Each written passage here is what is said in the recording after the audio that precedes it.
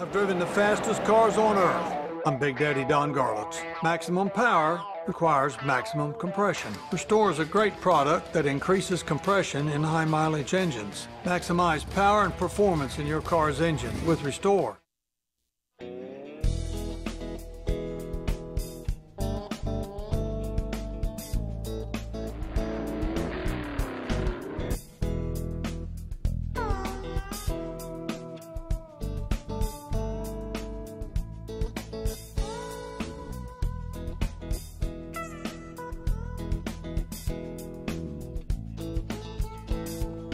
You know, a lot of people always ask me, what got you interested in cars?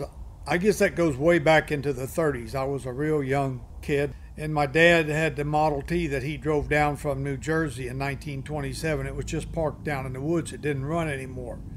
And my brother and I spent weeks, months, cranking that engine over, but I was really captivated by the mechanical part about it. And from that day forward, I've always liked engines and cars and anything to do with them.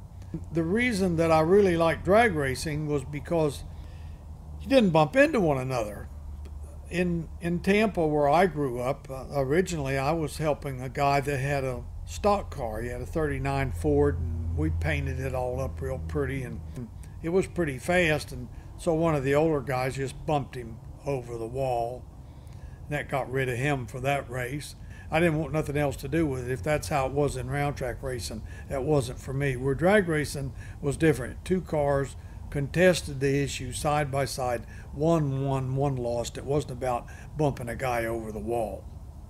Well, the first actual drag race took place on the streets in Tampa, and I just got my 44 two-door sedan, and I pulled up to the stoplight on Florida Avenue, and one of my buddies that was in the high school with me had just got his brand new 1949 Chevy coupe, and it was a standard stick, and it was a fast little coupe, and he says, "Let's race." And I didn't know what he was actually talking about. He says, "When the light turns green," we're just talking back and forth through the windows, you know, no air conditioning. He said, "Step on it, go as hard as you can." And we shot out from the light, went out about 200 feet, and the Chevy beat me. But that was my first actual race, and I really loved it, even though I lost. And then the first official race was then in Zephyr Hills later in 1950. I went up to Zephyr Hills, and we had the first race up there, and I was first in line that morning. And it was just about 18 or 20 of us guys got the city fathers of Zephyr Hills to let us use the old abandoned Army Air Corps training field. So I got number one put on the door of my car, which is kind of poetic because I later became number one for the whole world in drag racing. But that particular day, I was just number one because I was first in line. I didn't beat anybody, but I had a really good time racing up and down the drag strip against all the guys. But I came home with that car, and I still had the number on my door. And my mother looked out there. She was sitting on the front porch when I pulled in the yard, and she said, "What's that number? You been racing?" I said, "Yes, ma'am." She said, "Come in the house. I'm going to get the strap. I don't want you racing." And my stepfather was sitting there in the swing next to her, and he said, "Helen, leave the boy alone. If he wants to race, let him race." And so race I did.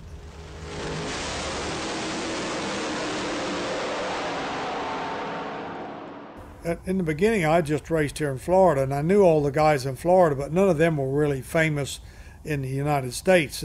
But we'd read about all these different guys in drag news in the different parts of the country. When we started traveling around, my wife and I, racing at these different tracks and meeting these guys, it was really exciting, you know, meeting people like Sarah Postoian, the Speed Sport Roadster crew, Cook and Bedwell, John Bradley, Bob Sullivan. All of these were famous names because you read about them in the drag news.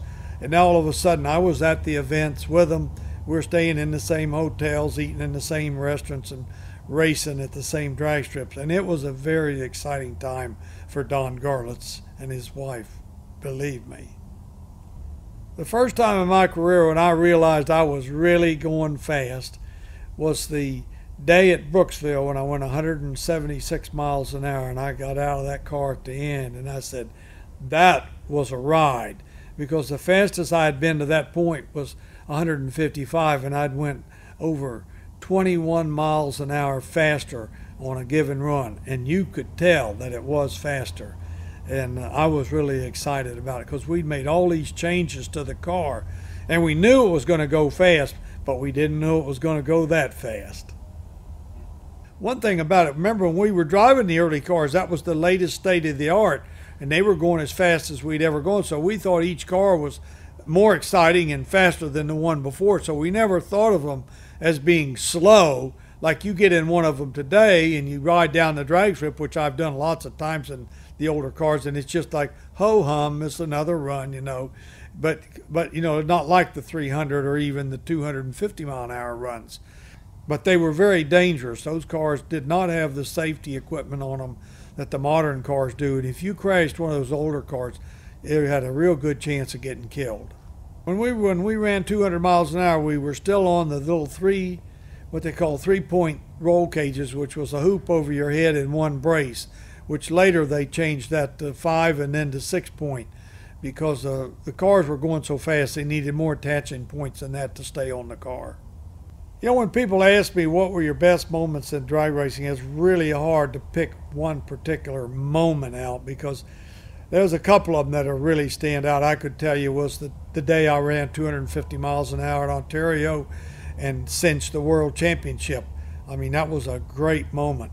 But then it's hard to beat the 323 mile an hour run at Gainesville in front of all my fans at 71 years of age.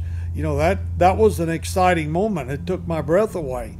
But then, of course, when I ran the 200 at Great Meadows in 1964 and told Hot Rod Magazine and NHRA, I will run 200 on this run and set the record. Just like, you know, Babe Ruth used to point into the stands where he was going to knock the ball. It wasn't very often that people could do that, but that was a great moment. But, I mean, there were some other races that were pretty good, not too bad, you know. Like Indy 1984, Art Malone came up here, says, let's get a car out of the museum and go to the Nationals. We took the 81 car out of the museum, put a new engine in it, went to Indy, set top time, and won the race in an old dinosaur. 2 old men with an old antique car out of the museum won the race. I mean, that was a great moment. It brought me back. It caused me to build a new car and win the world championship 2 years in a row, 85 and 86. So that was a great moment. There's bad ones too. You know, I can tell you about the bad moments. The day the car caught on fire at Chester in 1959, June the 20th, nearly burned me to death. The day at Long Beach, California, when the transmission exploded and cut off part of my right foot. These are bad moments.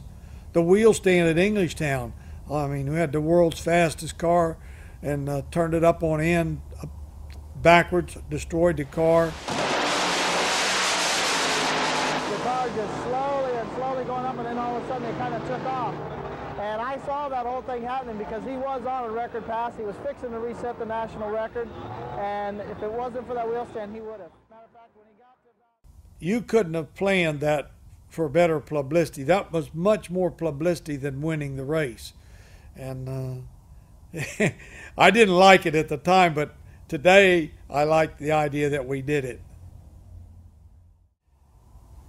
You know, I think the 2 greatest accomplishments in my entire life, the number one, philosophically speaking, would be finding Jesus Christ and then painting the cross on my cowl with God is love in it, which has led so many youngsters to the Lord. I mean, this is something that's forever. The second, the mechanical end of it, is that naturally the development of the rear engine car, because it saved so many lives. It made the sport so much safer, and we went faster than we ever thought we could go because we were able to lean on the engines harder.